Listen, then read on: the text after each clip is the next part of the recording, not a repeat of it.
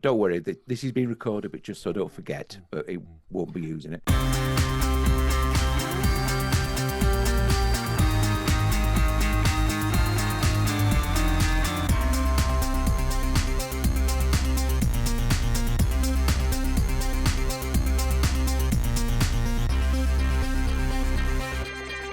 And a good day to you all. I'm trying different things with that one, Chris. Hello, how are you? No? Yeah, okay. But I want to stop trying to sound like Billy Connolly going, hello, every time I say it. So, yeah, welcome to Brown and Marsh, episode number, and I've counted it this time, 12. Yeah, I won't mind. The thing is, we've released episode 9 today, I think. We're getting to a point where we'll be able to take about 2 months off because we'll have so much quality content in the can.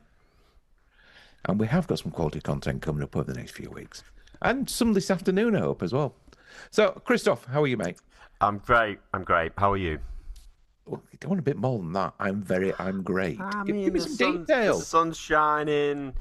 It's a lovely day in Manchester. It's not often you can say that, is it? It's not. So I'm going to make the most of it. We're coming up to the Easter weekend, and life's good. Life's good. What about you? Well, how was it over the other side of the Pennines? Sunny Yorkshire. I'm looking out over the hills, and there's a few clouds, but they're quite nice and white and fluffy, and yeah, it's a glorious day. It does make you feel better, doesn't it? It does. It makes everything seem just that little bit nicer. So if you could dress next time we do these podcasts, Chris, thank God. I'm taking advantage of the fact this isn't on video. So yes, over the next 45 minutes to an hour, we're going to talk bobbins about marketing, about business development. We're going to have a very interesting guest who, he's somebody Chris knows I've not really met before, apart from our little preamble before we started. So I'm looking forward to this. Christoph, tip of the week? Tip of the week. I think, I'm a big fan of continuing some of the things we've talked about before. And No, be honest. You're just going to regurgitate one of the things you said before, aren't you? I'm not. I'm absolutely not. Yeah, I want to talk about networking. I was going to talk about networking and visibility creates opportunity, Chris. We all know what you're going to say. I know. I always know that you're going to repeat that, so I don't need to say it. Mine this week. I said something recently about. I put something on LinkedIn about people remember how you made them feel, and I had a lovely response to that post from someone I know very well, and he said. This is connection, not collection. And I love that because there's a lot of people that just go to networking events and they just hand out business cards or expect to receive business cards and it's just a numbers game. And for me, that's obviously it's part of it and you want to be able to speak to people and make those connections. But the real magic happens when you develop relationships off the back of it. I'm part of another group with Andrew Thorpe, who's been a previous guest of ours, and a fellow called Andy Hall. We come together for an event called Join the Dots, and it's very much the same notion of the magic happens when you join those dots. You can collect dots, but then what? You can collect followers on LinkedIn and likes and whatever it is on social media. But so what? It's when you make a connection, when you do something with those connections, whatever it is, making them happy, making an introduction, doing some business with them, whatever that sort of looks like, that's what matters. So it's the connection, not collection. Makes perfect sense. I know when I look at LinkedIn at people who've got thousands of connections, I'm like, it's just you've made it a numbers game here, haven't you? Because there's no quality there. There's thousands and thousands and thousands. Yeah. How you don't know these people? I mean, I looked through a few days ago my connections and I was going back and going, and I've only got I've got less than 1,000 anyway. I was like, who are you? I'm not quite sure where I've met you, and I'm looking the picture doesn't look familiar, and I've no idea. But I'm sure they're a lovely person. Nothing against them at all. But I'm like, who the bloody hell are you, and why have I connected with you? Yeah. There must have been at some point, but neither of us have followed up. Yeah. So it's withered on the vine. If I contacted them now with, hi, how are you? They'll be going, who the bloody hell are you? Oh, I'm sure they'll remember you. They'll remember you, Ross. I'm not sure that's a compliment though, Chris. Not the way you were saying it anyway. Have you got a tip from a marketing perspective? Have you got something that you can talk about today? Yeah. I was trying to think of something. Yours was quite touchy-feely. So I'm going to try and be a bit more practical. Okay. Outcomes. If your website doesn't direct people to doing something next, it's a waste of bloody time. Yes, show that you're wonderful, you're amazing, you're fabulous. But if it doesn't go, so call us today, or it doesn't say download this, so you need calls to action. And it's something that too many people seem to forget. Your website can be a beautiful object to look at, but unless it's actually delivering something, some outcome, it's delivering a potential business lead. It's just a beautiful piece of work, that doesn't actually do anything functionally. And that applies to websites, but also even your business card. You could put something on it, uh, call me today to discuss blah, blah, blah. So anything like that, or your signature file on your email, anything where you're touching somebody in an appropriate fashion, obviously, Christopher, where you're touching base with somebody, that's better, where you're touching base with somebody that just gives them a reason to reciprocate, to come back. Yeah. Think about what would make you react if you were to receive that thing from somebody, and what reaction you would want to engender in them. And just, it's not rocket science, but I know I've just been writing some copy for myself for my own business. And I think, well, I sent it to you, I sent it to a couple of people. And virtually everyone came back and went, "You wrote this?" Yeah. Mate, it's shit. I'm like, "All right, okay. Why?" And then I look at it and go, "Yeah, it is, isn't it? I'm terrible at doing stuff for myself." Okay. I joke about you being visibility creates opportunity. Mine is, don't tell me what you can do, tell me what you can do for me. Yeah. And I just completely missed that because I was writing it for myself, and Right. it's difficult. So I think sometimes when you're doing stuff for yourself, you need to take that step back, do a helicopter view and just, how does it look in the same kind of thing that we're talking about here.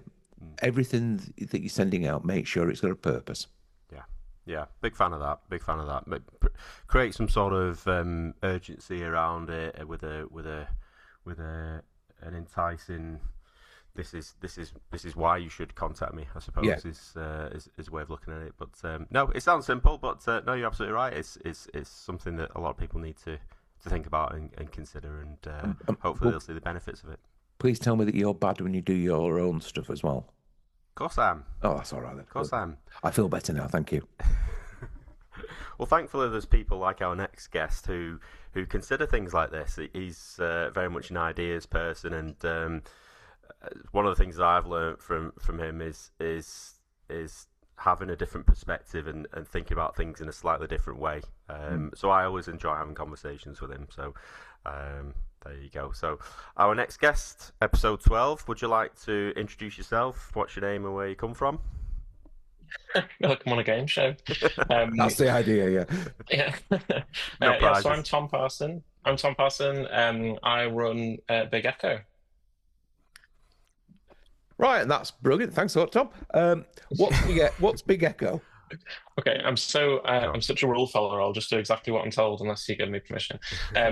Okay, so what's Big Echo? So Big Echo, through Big Echo, I basically help small business owners who have like ambition and ideas about where they want to take their business, but for whatever reason, they are just not making the progress that they want, and maybe they kind of have a fear that they don't know how to get there. They kind of have a vision of what they want to realize, but maybe they're a bit scared that they're not going to be able to get there. So what I do is I work with people one-on-one or with teams, and essentially create that momentum, create that kind of first momentum, those first steps towards that vision. I do that through things like workshops, coaching, like rapid experimentation, prototyping, getting customer feedback, things like that. Basically, I'm a partner through that process to help them get unstuck and sort of remember why they started their business in the first place. Mm, that's kind of all encompassing, really, isn't it? I mean, so it's looking at the processes through to the product. Exactly. Yeah. So it's like anything from the kind of internal processes, how people are working together, what people's roles are, how people take accountability for things or not, and the kind of products and services. So relationships with clients, customers, kind of how they sit in the competitor landscape. So whether what they're doing is kind of differentiating enough, whether they're attracting the right kinds of customers, things like that. So it is a very kind of holistic approach, and it's very kind of client-led. So I'm certainly not an advisor coming in to kind of tell them what to do in all these different areas, but I'm just a great facilitator, and I'm great at getting people to kind of sort of understand and accept the problems that they're having and then come up with their own solutions. And I give people the tools and the kind of skills to do that. A mentor rather than a teacher. Exactly, yeah. All right. Oh, just sorry. Gratuitous dog shot there in the background of Chris's video. Just threw me. So how does that? Because it's an unusual thing for somebody who's relatively young. Tom, you know, you're not 12, but but you're not in your 60s. Because the kind of people you'd imagine to do some. If you are, you're looking bloody good on it. But the kind of people who do things like that, you'd imagine, you know, have been a grandee of industry or something like that. So, what's your background? How did you get to this? Well, when I tell people that I've been doing this for 20 years, they never believe me because, like you say, I do look very youthful. Yeah, right. Don't milk it, Tom. But basically, I started in my teens. I learned to code basically. So my background is in like coding and tech and things like that. So I remember inheriting the old family Dell PC into my bedroom and totally falling in love with it. Learning like HTML and JavaScript and like web coding stuff. And as it happens, I got like clients through school. I had friends whose parents kind of needed websites for their charities or whatever they were involved in. And I got paid like £200 for 3 months worth of work to make a website when I was 15, which, you know, when I was 15, that was big money. Very happy with that. So that kind of started this freelance career, which, you know, ostensibly was about coding and about programming and web development and stuff. But really what I was enjoying was helping people solve problems and like understanding how they work and understanding their kind of internal processes and politics even, and kind of what goes on under the hood, so that I could create something with tech to kind of solve that problem for them. And I just loved that feeling that people wouldn't even realize. People don't know what they don't know, right? So they'll kind of come to me and just be like, we're having these problems, we're having these issues, and then I'll kind of say like, oh, you could do this though, we could do this together, and then their mind's just blown because they just don't really appreciate that is something that they're kind of allowed to have, that is open to them, that's possible to them. So that kind of feeling is what I became addicted to, is sort of like enabling and empowering and kind of, you know, training, and, you know, there's elements of training in it and mentoring and things like that. So followed that thread through kind of a freelance career while I was at school and uni and stuff. I like that. I was freelancing whilst at school. Freelancing in the sixth form. Yeah. I mean, most of my clients were family members. So I wasn't like this kind of budding entrepreneur going to network they were paying you. They were paying you. They were paying me. Yeah. So and I was providing real value, you know, so that was a great feeling. But yeah. And university? Yeah, so I went to uni. I was really into maths, so I studied maths and philosophy at uni. Wow. Which just something light then. Just something light, yeah. Which was good, although it was a bit existential at times. And I do remember kind of having some moments where I was like, why the hell did I choose to like kind of tackle these massive questions, you know? But yeah, that was a really interesting experience, because I think one thing that philosophy really taught me that I think not enough people know how to do is how to have a conversation where there is no right answer, and you kind of accept up front. Everyone just goes into it knowing that they're not going to be able to find the answer. But the conversation isn't about finding the answer. It's just about having the conversation and kind of learning about each other's perspectives. And I love that. And I think that sometimes I'm in conversations where I wish other people had that perspective. You know? The journey, not the destination, basically. Yeah, exactly. No, I agree with you, mate. No, definitely. Yeah. So, what happened after uni? What was your next step after uni? Which uni did you go to? Was it University of Manchester? Manchester, of course, yeah. So I did that, and then I came out of that, and embarrassingly, I didn't think that, like, because even though I was freelancing and stuff on the side, it just never occurred to me that was something I could sort of turn into a business. Like I'd had this kind of upbringing where I was like, you're going to do this, you're going to go to uni, you're going to get a job, and that's kind of the path, you know? So I never had the confidence to kind of step into that, you know, fully. So anyway, I came out of uni and I was like, oh, why did I do maths and philosophy? I don't want a job in maths and philosophy. No one's kind of hiring that. Sorry, you know. what job requires maths and philosophy? Well, this is my problem. This was my Yes. problem. I was just like, what do I even do with this degree? Um, And so then I went and did a master's degree, mainly to kind of try and get some relevant qualifications. And that was in something called human computer interaction, which is sort of like the less cool cousin of like UX design, basically. So HCI is all like studying people and how they use computers and like ergonomics and stuff like I that. think it's more Um, cool, to be honest with you, mate. I wouldn't sell yourself short. I think it's cooler than UX because it does involve psychology, mm, and it really, you have to understand people. And I think once you understand that, then you can apply it to UX. But yeah. UX, yeah, it's not just about making it pretty, but HCI is really about man machine and where the lines blur and things like that. Sorry, Yeah, you're I totally remember right. I remember Mama training about Alan Turing, and I think Turing Yes, yeah, machines yeah. things like that. Sorry, Yeah, I'll and stop now. as part of that course, I had to um like watch people use it. Like I had to design something and then watch them use it, and kind of I wasn't allowed to like help them or tell them what to do or anything. And that's a very humbling experience, when you've kind of designed something and you give it someone, and then you just have to bite your tongue and like watch them struggle to use it, and you're just And like, not shout, "Oh, for um, fuck's sake, it's yeah, and easy!" just be like, it's right there, for God's sake. Yeah, so that did give me again like in a sort of like an out of body kind of appreciation for like how other people use things, and not everyone is this like tech digital native like me, kind of growing up as a millennial. Um, so that was really interesting. Anyway, so after that, I got a job at a marketing agency as a web developer, basically. So worked there for 2 years. Weirdly, very quickly became head of development, kind of just because everyone who was above me left. Like it was a small company, and within 6 months, I was the developer that had been there the longest. This is my first job out of uni, and so for the following 6 months, I was sort of muddling through, and then somehow, I don't know how I did this, but I had the balls to go to the MD and be like, I'm the head of development, basically. You should pay me that salary because I just am doing that job. Bollocks, was I actually doing that job? I was like 23. I wasn't really doing like a proper head of development job. But anyway, it gave me like a pay bump and everything.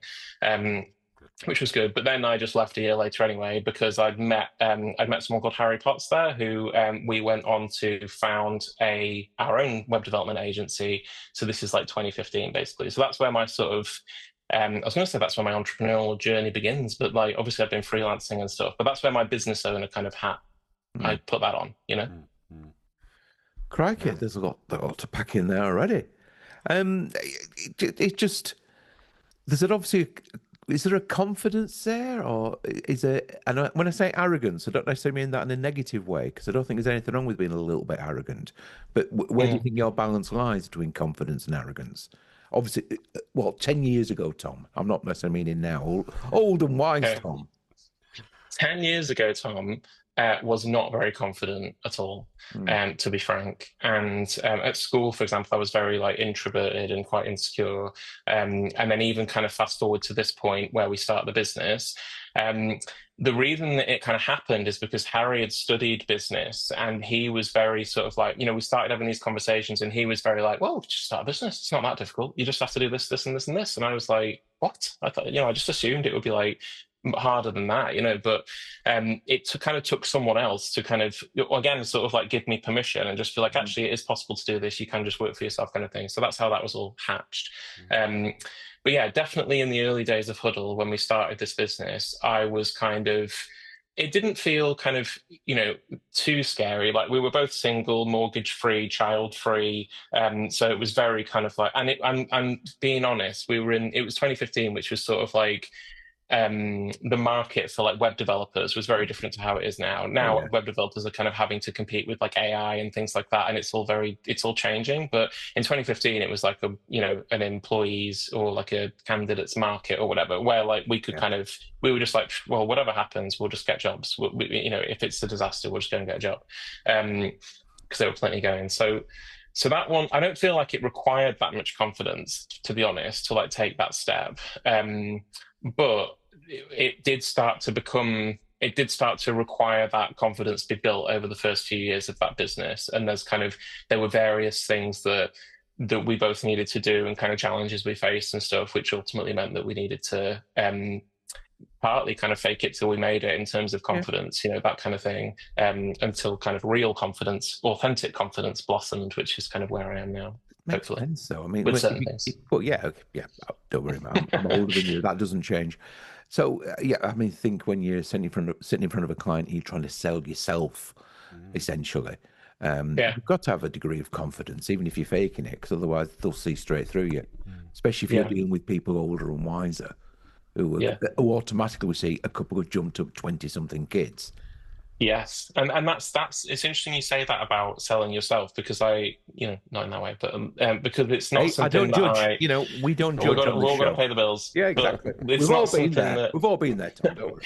It's not something that really clicked. That's really how things work, until like a good few years into the business, where for a long time it was like, I thought that what we needed was kind of a bulletproof marketing collateral, or we needed the best website or the best brochure or the best service offering or the best price point or whatever. And I really thought that for so long that that's what we were missing, and that's what was going to unlock the next stage and get us the clients that we want and stuff. But you're so right that it is about people are buying the person, and kind of that relationship and the trust, especially with our situation, which is like small businesses, and like you say, it's just these like two guys working out of Harry's spare room that are trying to kind of run this agency, and we did go on to hire people and stuff, and the considerations there kind of changed as we had a team, and the brand became more established and things like that, because then it had a bit more of a push-pull with like that. Yes, they're buying me, Tom Parson, but actually I sit within this brand, and that kind of, they're not always going to deal with me when they work within the business. So how do we reconcile that like, if they have bought me, how does that kind of experience carry through consistently, when they're dealing with other people and stuff? So that became a big challenge for us later on as well. And how did you promote yourselves? How did you, remembering we're meant to be talking about marketing and business development, or that's what we say anyway. I mean, how did you market Huddle? How did you bring in new leads? Yeah, that's such a good question. So thank you. Like with lots of things, like with this situation with lots of people, I feel like it was a lot of referrals, so it was a lot of kind of like, do a good job for people, and then you'll be referred, and we asked for referrals, so we went to clients and asked them if you know anyone that's in a similar situation to you. So that was when we started to realize that 70-80% of our revenue came from either existing clients or clients that they'd referred to us. That was something that we very intentionally tried to kind of sort of open that tap more, basically, and just kind of like really tap into that. By doing what kind of things? By asking for referrals and things like that. So basically just by kind of like systemizing that, but then really the other kind of 30-40% all came from networking, and it all came from like meeting people and kind of planting seeds. And again, kind of, 23, 24-year-old me going to networking events, having seen TV, movies, whatever, I was just like, I'm going to go with a stack of business cards. I'm going to like beeline for the people that I somehow know are the people to talk to. I'm going to make the best use of my time. I'm going to leave with like no business cards. I'm going to get calls the next day, and obviously now we know that's not what networking is. That's not how networking works. And thank God, because actually I enjoy it way more now that I've accepted that. Do you know what I mean? When in the early days I kind of hated it because there was so much pressure and it felt so transactional. But then once I started to accept that actually networking is sort of just like making friends. It's just sort of like meeting people, learning about them, making friends with people, just sort of like remembering people when that's relevant, and just being a good kind of someone who's good at relationships and who's good at like friendships and stuff. So that's when I fell in love with networking, when I sort of realized that's all it is, really. Perfectly pop. Yeah, I was going to say you've obviously been talking to Chris. I've been indoctrinated by Chris, exactly. Definitely. Yeah. You will repeat after me. Visibility creates opportunity. No, do you know what? I mean, I've told this story on a previous podcast, but very quickly, I was driving my dad to the airport, and he said to me one day, "What is it you do, Chris?" And it wasn't even that long ago. And I said, "Do you know what, Dad? I just spend my days either with my friends or making new friends, because that's how I see networking, and it's building relationships.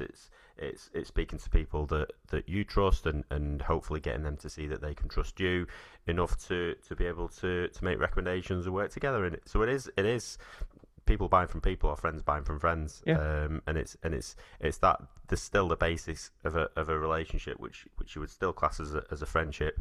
And people buy an emotion. I was having a conversation with a client the other day. I still think that people still buy an emotions. So you need to be able to show that you are human, and that you're a normal person, and that you're a likable person, a trustable person, for them to feel as though they can do business with you. So yeah, I think love the sentiments. He's doing better than my dad. Mine thinks I play with computers. I mean, technically it's true. That's what you do, isn't it? Well, yeah, thank you. Yeah, but no, he rings me all the time going, son, my laptop's not working. Yeah, Dad. Can you fix it? Well, not from here, Dad, no. And also, use Windows, Dad. Oh, it's all the same, son. Stop being awkward. It's really not, Dad. I've used a Mac for 25 years. I don't even know how to start Windows up anymore. It's just been an awkward bugger now. Come and get me computer fixed. And of course, I can do. Don't all parents ask those questions of their children? Yeah. I'm still his child. I might be in my 50s, but I'm still his child. It's just you did the fingers thing. Children. Children. Yeah. You know what I mean. You know what I mean? Yeah. Whatever. It's bloody ageism all over again. Yeah. So, hello, Tom. Sorry, you're still here. Oh, Tom's Sorry, Chris and I are apparently having a domestic and recording it. No, we're not. No, just absolutely echoing what Tom just said there about the love of networking and the benefits that you get from it, and how it drove Huddled. I remember we actually met. It'd be 10 years ago, actually, coming up to 10 years ago, when I was interacting with the Business Growth Hub, and so were you with Huddle, and we got our heads together, and I came in to talk to you about my experiences of new business sales and networking, and I think you sort of it stuck with me from that point, that what your capabilities were, and how you and Harry were nice lads, and you had something good going for you then. So nice lads. He is 12 compared to me and you, isn't he? Yeah. Just the way I said, you were nice lads. I'll just give you both a big hug and take you home. You want to see young people that's not in a patronising, condescending way, but you want to see good people, but whatever age, to do well. Especially based in Manchester. Where were you based at that point? I've got in my head Sharp Project. Were you ever at a Sharp Project? No, we were we were on Portland Street. There was a co-working space where weirdly like Social Chain were there when they started, which was chaos. And Manchester Digital were there as well. So that's how we kind of met Manchester Digital, got really good relationship with them. We were there for like 3 years or something. I think that's when and then actually I remember meeting you in Anchors though. So I think we were in Beehive Mill as well for a bit. And we met you there. But I also remember those early conversations, Chris, and I remember you being really influential with that whole thing, with our attitude to networking, because you were like the first sort of quote unquote sales guy that we'd ever met that we liked. Because we were two sort of practitioners, if you like. We were like two web developers who were coming into it. We weren't coming into it as like business guys to start a business. We wanted to like solve problems and do good work. And so we had this kind of perception of salespeople that they weren't that, but you were the first person that we'd met who sort of had that role and played that role, that you saw it more as just like problem solving and matchmaking and doing right by people and stuff. And that's so you did were you really influential in our perspective of that sort of thing. Thank you. Well, that's lovely of you to say. I mean, I was lucky enough to work for a business that wanted me to do new business sales, and my response was, well, I need to get out and see people and build relationships, and they said go for it. So I'm very grateful to previous employers that let me go out. They didn't want to see me in the office, they wanted to not see me and to develop my skills that way. So I was very lucky. I was just going to ask, because I know the name Huddle, but I don't know if is it still going? Did you take it as far as it could go? Had you had enough? I don't know what the next step was. So weirdly, the answer to all three of those questions is yes. Okay, fair enough. So, and I'll tell you how that works. So basically, Huddle ran for 10 years. We came to an end about January last year. Yeah. It kind of came to an end in its current form, and basically that was where we had a team of 8 of us at that point, and we basically just had like a really rough couple of years, like financially. We like lost a couple of clients. We were going after some big projects where, like any one of them would have kind of secured us for a good while, but we didn't get any of them. There was all kinds of reasons for that in the sector, and I know a lot of other digital businesses were struggling because it is one of those things that's just kind of cut when things are hard, and it's just kind of deprioritized, especially like a new website and stuff, which is often like a bit of a nice to have. So anyway, that's kind of that was happening, and we got to a point in 2024, in kind of autumn 2024, where we started to see the writing on the wall, and we were like, actually, if we can't keep going the way we're going, we're just going to run out of money at this point. And we need to kind of think about that and get ahead of that. So we had some conversations, Harry and I had some conversations about it, and we ultimately decided it was 10 good years. We'd learned a lot. We started the business when we were very young. We'd really positively impacted so many people's lives, whether that was like the team that we employed or the partners we'd worked with or the clients and things like that. And yeah, it was just time to I think we both felt that there was reasons to move on. Running a business is not a walk in the park. Like there was a lot of stress, a lot of challenges. And so we decided to move on to other things basically. And I kind of had other ideas and other things that I wanted to do. And there was only so much that Huddle could be a vehicle for that. There were other kind of things outside of that interested me. But the reason it's not quite as simple as that is because January 2025 came and the business ended in its current form, and we made redundancies and so on. Everybody got new jobs within a few weeks, which we were really happy about. And there was part of me that felt so validated about that, because a lot of these people, it was like their first job out of uni, because we were really passionate about hiring young people. And part of me had this fear of like, oh no, we've just taught them like our kind of muddled through way of doing things, and it's not actually how anyone else worked. But then the fact that they went and got jobs very quickly, and they were like, oh no, I do what we do in this other job, and they also do that, and we were like, oh thank God, we were kind of. But also, it says a lot about, oh, you're from Huddle. Ah, right, you must be good then. Yeah. Maybe those conversations happened. But yeah, so January that happened, and we essentially restructured into a new entity and sort of bought the trading name and bought the client roster and everything. So there is a new company that I now run, which is just me, which is sort of Huddle 2.0, if you like. And there are some clients that I wouldn't have realistically been able to support, by myself. So I kind of helped them move to other people, and we knew various other agency owners and stuff. So it was really nice to pass one client, for example, we passed to the agency where we met, which was which we really were happy we were able to do. And anyway, so it kind of came out that I was left with kind of the best clients basically, and kind of the my favorite the clients. other ones are all lovely people. You just couldn't help them, Tom, because they may hear this and you may want to work for them in the future, Tom. No, they are all lovely people, and we wouldn't have kind of given them over to these agencies that we liked and respected if they weren't, But yeah, I get to work with some clients that I really love now, long-term clients. We have really good relationships. So that's how it's sort of like the answer is yes to all of them, because Huddle kind of is still going, but it's, What's Harry doing? Is he interesting? Should we have him on here? He's not as interesting as me, but he's...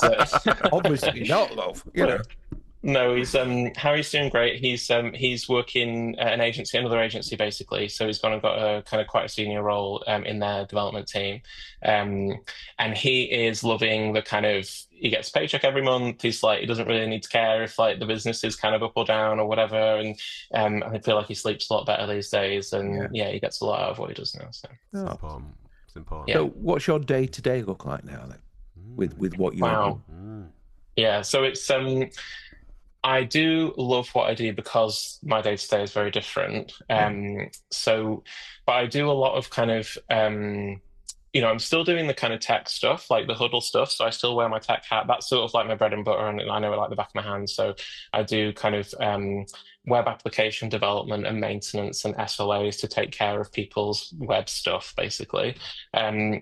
But what I am most interested that I get to do now is run Big Echo. So I mentioned Big Echo at the beginning, which is all about kind of problem solving and ideas and workshops and things like that. So I'm seeing a lot of like overlap as well, which is where I get to kind of cross-pollinate and work with like Huddle clients on Big Echo stuff and vice versa. Because often tech is about problems and it's about people and it's about processes and things. It's not just tech for tech's sake. So yeah, like workshops, events, speaking, writing, just kind of sharing my approach to things. I think that the feedback that I've got on Big Echo is that it's kind of, often people haven't heard that approach to kind of problem solving and business and things like that, because I'm very empowering in my approach in terms of like, I don't call myself an advisor or even a consultant, because I find both of those seem quite sort of like an advisor is almost like too hands-on, where it's just sort of like, here's what you need to do, just go away and do it. And to me, a consultant is like too hands-off, where it's like often people don't feel like they don't get the ROI from a consultant, and then there's no accountability there. So I kind of refer to myself more as a partner, and I'm very much kind of providing that kind of empowerment and training and giving people the confidence that they can solve their own problems and they can build the business that they want. But they just need someone to help with that kind of initial steps, basically, and kind of building the framework for that. What kind of clients do you work with? What kind of industries? What kind, don't need names, something like that. No. So like small business owners. So that's kind of like under 50 staff, basically. I work with a couple of solo entrepreneurs, but usually it's people with a small team, up to 50. Different sectors. I really like the kind of diversity of the sectors that I work with. So I work with some professional services agencies. I work with like membership organizations, charities, kind of B2C brands, like things like that. But they all have in common this kind of they sort of take on, they're really interested in their clients. They're really interested in the problems clients are having. And they kind of cite that when I talk to them. They say, like, we've got feedback about this and we've got feedback about that. So that's kind of a sign to me that they're going to really respond to what I do. And they have usually built a business around supporting people or solving problems for people, whatever that might look like. But yeah, small business owners, lots of different sectors. Tom's the guy who, when you have a conversation with him, you always say, why didn't I think of that? Genuinely, and that's if you don't mind me plugging a little bit, I'm going to. Oh, are you going to mention Circles Manchester? Well, we might as well, because it's certainly relevant. This episode of Brown and Marsh is brought to you by Circles Manchester. Conversation. Well, coincidentally, it was about 18 months ago. We talk about this sort of autumn when there were some changes within the business. That I had this sort of inkling and a few ideas that were sort of got dotted around my head, but I had no idea what to do with it. And I had some basics of what it could potentially look like, and I thought, who could help me with this? And I thought it needs to look a little bit like some of the functionality that I've seen on the Manchester Digital website. We've talked about Manchester Digital a few times on the podcast. And someone that I know in Manchester, ideally, someone who I can get on with, someone I like. Right, it's Tom Parson. It was a short list, that was behind all, but that sort of ticked all of those boxes. So we arranged a lovely lunch in a local restaurant near where we both live. And I said, I've got this idea. And people keep talking about all these different networking events, and there's so many in Manchester, and people keep missing out on them, and they don't find tickets, and they're not able to see them, and they miss out. So I want to try and amalgamate them all onto one platform. What do you think? And I'm hoping that Tom picked up on my enthusiasm for the need for it, but his reaction almost matched my heightened excitement, and came up with all these different ideas that were different to my initial ones, admittedly. But I was so glad that we had those conversations in those early days, and we successfully launched it a year later after many conversations and reiterations and different logo styles. Most of mine were just ripped up and thrown in the bin. No, it'd have been more polite than that. I'm not really sure if this is the direction we want to go in, Chris. It really wasn't. Well, that was exactly it, because the company name is Circles Manchester, and the idea behind that is that it's talking about the circles that you move in and the circles that you have with regard to networking and the networking events.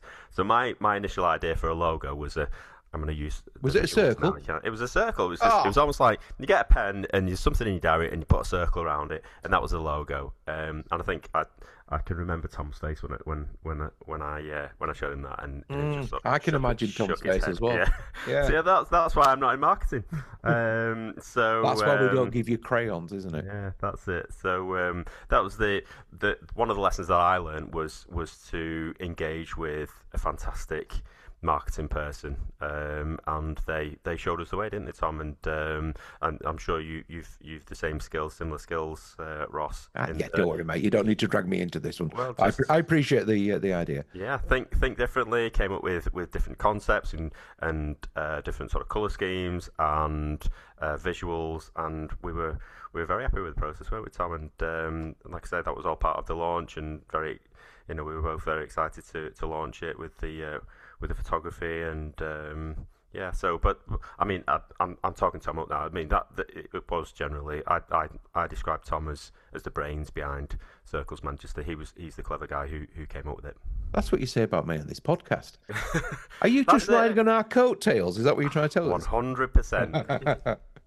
I've just got to sell a thing. I know. Yeah, but I think. Go on, so after you, Tom. Yeah, I was going to say that's the kind of partnership that I really like, where Chris, you had a really good handle on what the problem was, and what people need that wasn't already on offer.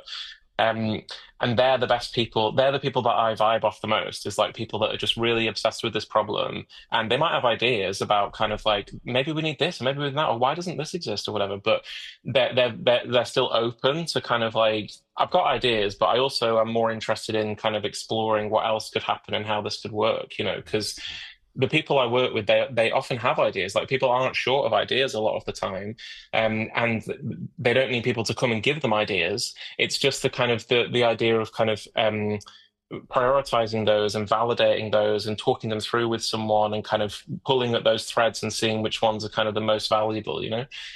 So they're the kind of client, because I think I do get a lot of people come to me who have an idea and they've had it so locked down, and they're just sort of like, we just need this, just make this, I just want you to do this, just go away and come back in a month and have that. And they're not the best case studies for me. They don't get the best outcomes, they don't get the best results, because they don't have that kind of curious approach of like, well, what else, what are we missing, what do we not know that we don't know? Yeah, I imagine to some degree, because if I call myself a developer, I'm not compared to you, Tom, but I can do it to a certain level and also understand it past my skill set. So when you're hearing somebody like Chris talking about the problem, are you already building in your head to some degree? Yeah, I'm the same. Yeah. The thing is, and you iterating it as you're talking as well, and you're going, if we can do that, that's a bit similar to that model. And if we did that, we could do that as well, couldn't it? And, exactly. And that's a bit of, because you're a business guy who also understands development and how these things bloody work. You can almost you've built it in your head by the time the conversation's finished. Yeah, exactly. And I do pride myself on being quite a curious person that kind of likes to learn about how things work in a development sense, but also I've kind of surrounded myself with other specialists who kind of know what they do really well, and I've kind of picked up little bits of information from them. So I can't help but do that, like all the kind of like light bulbs firing, do you know what I mean, as people are talking, and I'm just like, well, actually, did you know that this is possible? And often people just need to know the art of the possible, right? They just need to know like what's realistically possible and within their grasp. And yeah, exactly, like you say, like I'm just kind of, when people are telling me about problems and challenges, I can't help but think of like, well, have you thought of this and have you thought of that? And a lot of the time it's like, I'll say that and I'll be like, oh yeah, we tried that, but we can't do that for whatever reason, or that wouldn't work for whatever reason. But it just starts a conversation, and then once you kind of get to know the constraints more, that's just like a challenge accepted thing for me. When someone's just like, oh, we tried that and it didn't work, it's like, oh, okay, well, why didn't it work? And like, what? And that just adds more fuel to the fire, do you know what I mean? It's like, I don't give up with that. It's kind of, I'm really interested in those conversations, definitely. One thing that interests me, and it's something I've noticed more and more over the last 18 months since I discovered something about myself, which will become clear shortly. Are you anywhere on the spectrum, would you say? Because I'm definitely ADHD. I've not told him. Mm-hmm. Okay, yeah. Well, it's something that's kind of something I've thought about in the last couple of years. Is seeing a lot of like autistic traits in myself. Yeah. And I've got kind of. If you don't, one of my best. Are you happy for me to leave this in? Please, yeah, of course. Sorry, just wanted to check. Yeah, one of my best friends is autistic, and after him kind of coming to terms with that and me kind of getting to know that side of him and things like that, I think that was part of it. Kind of I saw elements of me in what he was talking about. But it's like it just means, when you kind of learn something like that and you just sort of like, actually, a lot of the things that I've gone through make a lot of sense now. And things that I maybe struggled with that I didn't feel like other people were struggling with. Like, I feel like I mask a lot. I feel like I kind of have, I'm kind of,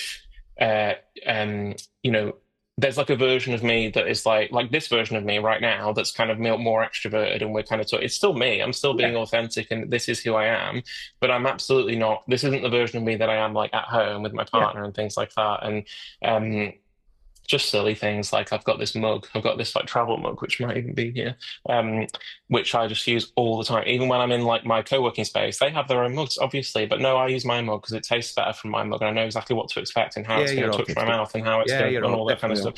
So I'm like, and I'll take that with me everywhere. And my girlfriend's got 2 kids, 20 and 18, and the youngest has been diagnosed as autistic only a couple of months ago. But when the diagnosis came through, because they told us on a Teams call, it was like, oh, thank God for that. What do you mean, thank God for that? I went, well, if it wasn't autistic, it was a pain in the ass.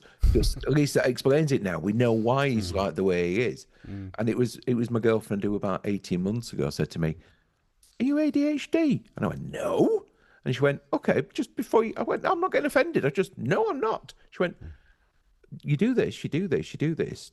She went, you've always got a song in your head. Well, yes, hasn't everybody? She went, no, they haven't. But I wake up every morning with a different song in my head. She went, yes, you do. Normal people don't. And she goes, and I should know because I'm ADHD as well. All right, this is starting to make sense. And a bit like you. And bearing in mind, Tom, I'm probably best part 20 years older than you. It's one of those to realise in your early 50s that actually this explains a lot. And you're going back and going, yeah, that's why I'm like that. Or that's why I did that. That's why I sometimes can't shut the fuck up. Because I get giddy about something to say. I've got this thing in my head. And even now, inappropriate is the wrong phrase. That sounds like I'm wandering with mild Tourette's. But almost there's a time and a place, and sometimes, no, don't go for the cheap joke. I still struggle with that. And so I can see in you, not ADHD, but autistic traits, knowing people are autistic, but also you start to realize, all my friends are a bit sparkly as well. You look around and, Chris is probably one of the few people I'm friends with who isn't a bit, on the spectrum somewhere. You're quite normal, Chris, to be honest with you. I don't know. I think you've got me thinking now, but okay. Well, no, I think I think like, the labels like this are interesting, aren't they? Like, ADHD and autism and so on. And I feel like labels are, like we say, really useful sometimes to kind of when you identify with them, and it helps you to understand yourself. And it also gives you a sense of community and a sense of kind of comfort that actually this isn't the first time ever that anyone on the planet has felt the way that you felt, So that is, they're useful in that respect. But then I do feel like they're useful to a point, and I think that actually it's what I've kind of learned about it is that, and not that you were saying anything to oppose this, but I'm still me, and I'm still like, I still have my personality, and it's not like it's just like now I'm in this box and I have to do things a certain way and I have to whatever. But I think one thing that it's helped me with is kind of with my journey as a sort of an entrepreneur, networker, whatever. I feel like it can be a bit of a superpower with me, because it is that kind of curiosity and it's that interest in things, and it's that kind of not being satisfied until I get an answer, or until I get a solution. Now that I've learned to kind of, because you can imagine how like infuriating that was to be around when I was younger, and I didn't really know how to do that in a way that people would respond to, But now that I know how to sort of manage people's expectations, and I know how to do that in a way that's still amenable and people will still want to have a conversation with me, that feels like a superpower, because it's something that just totally comes naturally to me. And I think that's you know, for a lot of people, that's something that you need to like switch on and kind of make effort to be patient with people and understand people and get to the bottom of things. But actually, I just have this natural drive to do that, which I'm really grateful for that. You know, if that is kind of an autistic trait, that's something that I wouldn't change about myself at all. You know. Well, the thing is, you shouldn't want to change anything about yourself at all. No. You know, you are Tom. No. You're not in a box, but if you are, it's a box that's shaped like you. Same with me, same with Chris. You know, the person you are doesn't shape everything about you. You know, there can be a dozen autistic people. They're not all the same. A dozen ADHD people. You made reference earlier to your partner, so I'm automatically assuming that you're gay as well. Is that? Yeah. Yeah, very astute. Yeah. Yeah. Well, but the point I'm making is, I know lots of gay people. They're not all the same. So why? You know, so just because somebody's got a in quotes label doesn't mean they're the same as every other person. I'm straight. Chris is straight. We're nothing like each other. He's got hair, and I mentioned this on these Watson episode. I get upset by it, but that's the thing. Yeah. I know what you're saying, mate. But it is the same thing as being gay or straight. Just because you're that thing doesn't define your personality. Yeah, and that's where the labels kind of are no longer useful, you know, and that's why in that sense, you know, because that's why I don't kind of lead with any of this, you know, when I meet people, because it isn't relevant when you meet. It genuinely isn't. It's not that I'm kind of ashamed or embarrassed. No, or I like, didn't think it was for a second. No, sure, yeah, but it's just something where it's like you're absolutely right that like there are all kind of different labels we can have and different boxes we can be in, but it's ultimately we're still these like rich three-dimensional people that are all kind of different and complex, and and isn't that wonderful? Yeah, I mean, and that's sorry. No, sorry. I was just going to just echo that. Well, I'm very quick. I was going to add, I do mention the ADHD sometimes when I'm talking to people because I don't want to come across as a lunatic sometimes, and I know that if I get a bit giddy or excited, I'll come across as a nutter. So I do mention it in the right circumstances to the right people, because I do think a bit like you and your possible autism, it's useful. Yours is you can be very hyper focused. Same with ADHD, you can get the hyper focus, but also I can think of 250 different things at once and distill them down to one. Whereas you'll think you can an autistic person in general, so not you, Tom, sorry, can be very A, B, C, D, E, and very linear. But the thing is, they can do that very quickly in lots of different directions and then pull the best result from each one of them. So then they can combine that. So I think it's worth mentioning, or it's a marketing gig. How do you sell this label? You know, what does it help you bring to the party? And I think because of what you do, I think autistic traits are bloody useful. Yeah, I love the way you think, Tom. I don't know, without sounding ignorant, and we talk about labels and things, but I love the way that you think, and I like spending time with you, and I'm so pleased that we're in business together on this project that we're working on. So, for me, it's some of the things we talked about earlier. It's the person, and you were always the person, Tom, that I wanted to engage with for this idea of Circles Manchester. And 100% you've been the person that I hoped you would be in terms of the idea. So you were very creative as well. A lot of sort of creativity came out of our discussions and have been over the past 18 months. So you do something else quite creative in your spare time with your musical persona. There's a bit of music to Tom's profile as well, Tom. This is where music's sort of my other passion. Like, so I have kind of a similar story in terms of like starting in my teens and stuff, and like a lot of musicians do. But music was always something that I just did for the love of it. So I didn't make a career out of it or anything like that. Not that, you know, it's like obviously I picked the right one to make a career out of, but in terms of that, it was kind of started learning guitar basically when I was at school. My dad played acoustic guitar, and he was like a hippie into like folk music stuff, so he's like he was a big influence on that.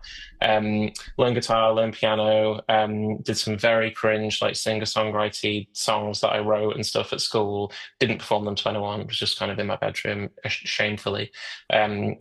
And yeah, sort of kept that kind of like carried through in my 20s and stuff, just kind of picking up the guitar and having a noodle on the piano and stuff and that kind of thing. But it really sort of took a back seat, you know, for business and things like that. Not to mention, I kind of mentioned earlier that running a business can be all consuming. It's very challenging, kind of thinking about it all the time and stuff. So there wasn't a lot of room for music.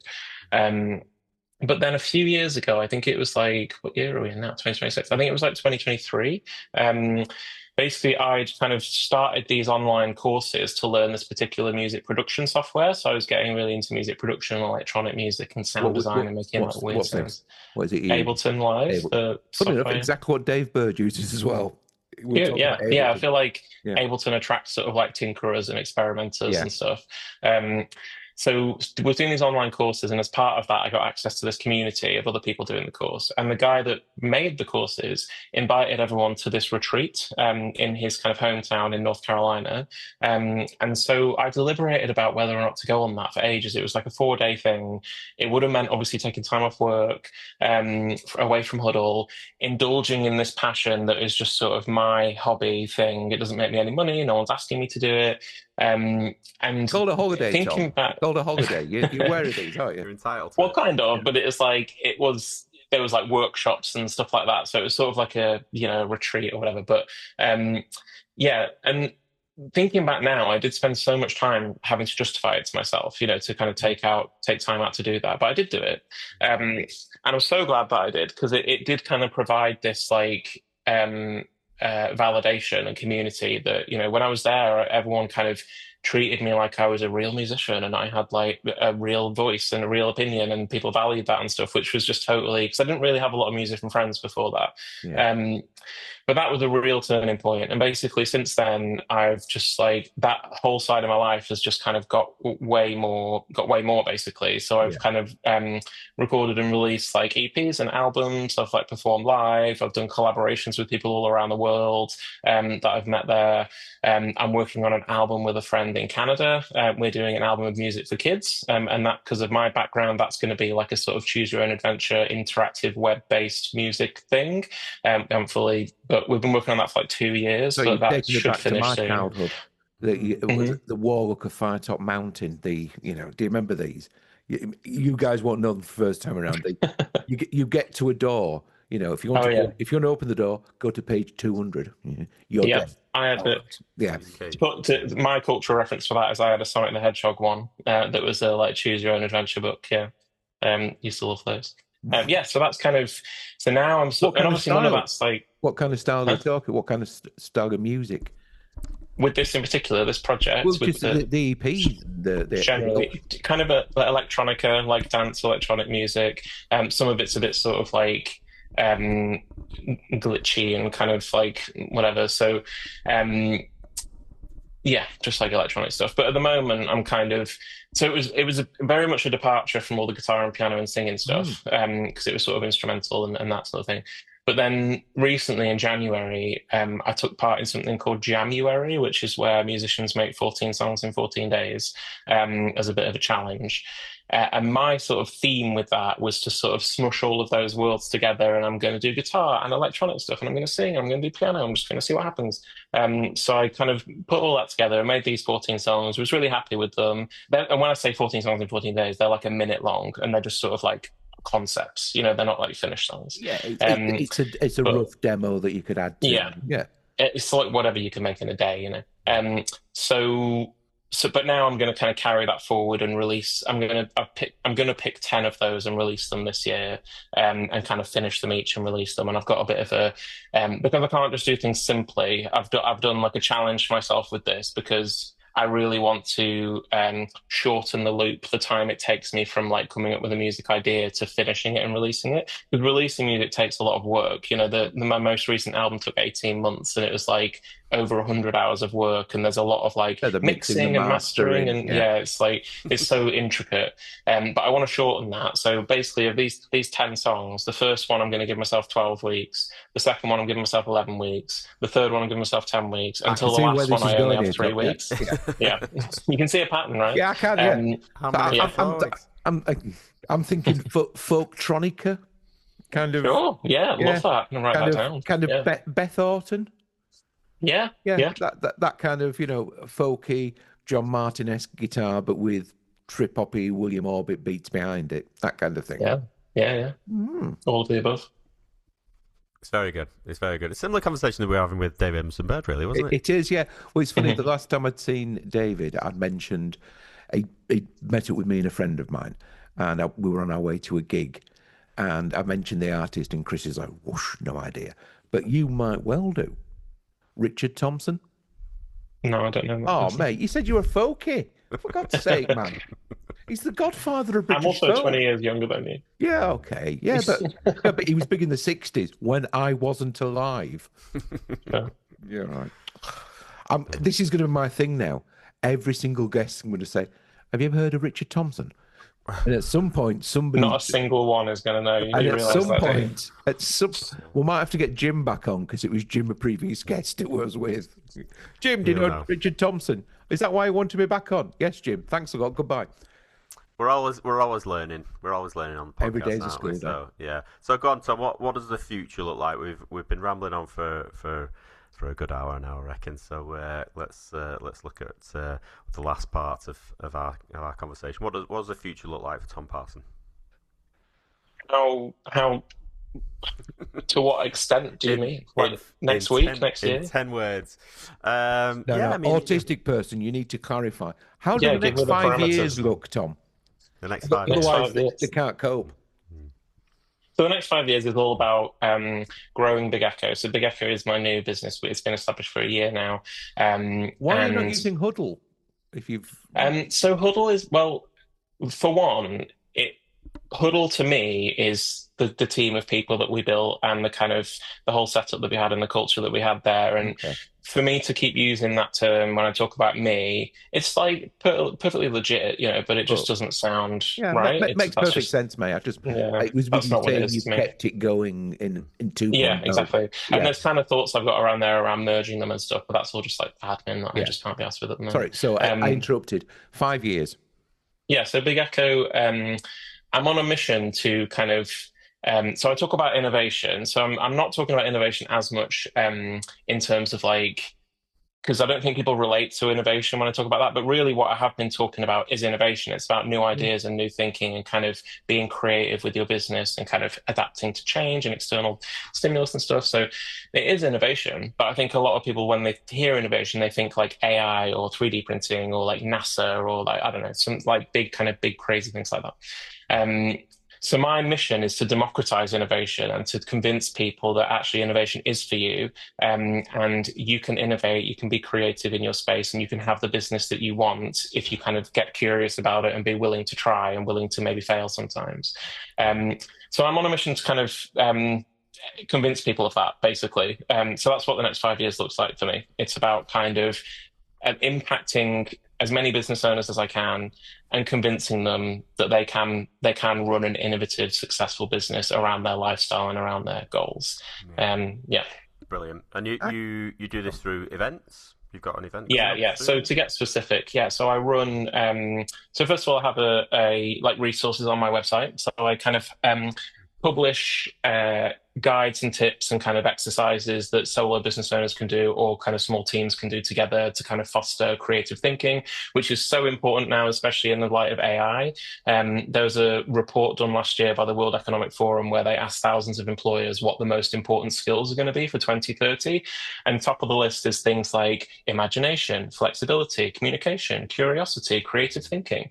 It's not things like data crunching, analytical, it's that's all going to be replaced by machines. So cultivating a creative mindset and an innovation culture is something that I help with through this online content and through events. So I run online events and in-person events, and the events they're aimed at small business owners. They are all about teaching people how to get out of their head and to come up with new ways of thinking. Mate, this has been fascinating. It really has. I knew very little about you other than, that you and Chris had worked together. Yeah. I'm already thinking the next time I come up with a mad and crazy idea that I don't have the skill set to produce, it'll be, Tom. Yeah. And you might go, are you mental? You bloody They're my idiot. favourite kinds of... Yeah. My favorite weird. emails, my favorite Yeah. WhatsApp messages is like, what if I did this? Is that real? Is that a thing? Can that happen? I love Yeah. those. We might need Chris to be the normal one though, and do it between the three of us because ADHD, autism, and Chris can be the normal. No, it's, Yeah. just be prepared for Tom to give you a long list of different things that you can do, and you go, why did I not think of all of those things as well? So it makes you feel bad, but it makes you feel amazing at the same time. I'm too old to feel bad about this kind of shit, mate. To be honest with you. I think we've talked to you for it must be the best part of an hour. I think our longest is an hour and 1 minute so far, which was the show we released today with Nick. But I've got a feeling Nick's record may have just fallen. Maybe. Mm. Yeah. Unless you've got anything else to ask him, Chris, but you kind of know the game. Yeah, I love spending time with Tom, so I'm very definitely. pleased to have introduced him to you, Tom, to Ross. And as you can tell, I didn't tell Ross anything about you. Perhaps I should have done.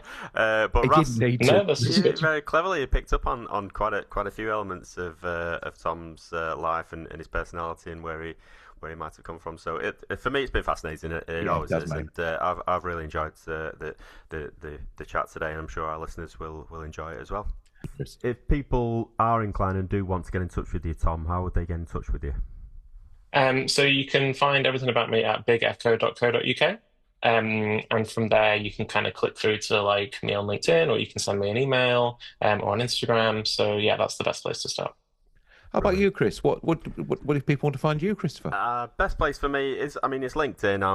I'm a regular on LinkedIn, but my website is agentsof.co.uk. But you can also I'm keen to encourage people to have a quick look at circlesmcr.co.uk as well. Well, I normally mention www.rossbrown.co.uk, but as it's been approved by Mr. Marsh, the end of this podcast will have a production credit from a company that I'm now involved with, having set up, following suggestions from Mr. Marsh and others, northernpods.com. So if you like this podcast, if you like my silky tones, available for voiceovers. Now, I'm looking to do more and more podcasts because it's something I've always enjoyed. And thank you, Christopher, because doing this has really reminded me how much I enjoy putting these things together, the ideas, the music, the recording it, then the whole lot. And there's definitely something there, I think, for any agencies in the north of England who'd like a podcast for their clients, northernpods.com. But yeah, that's enough of the ads for this week. Tom, again, thank you very much, mate. I look forward to meeting you in the flesh at some point in the near future. Auf Wiedersehen, as you're currently beamed in live via satellite from Berlin. Christopher, do you want to say goodbye? I'll say goodbye. So it's goodbye from me. And it's goodbye from him. Goodbye. Brown and Marsh is a Northern Pods production. Find out more at northernpods.com.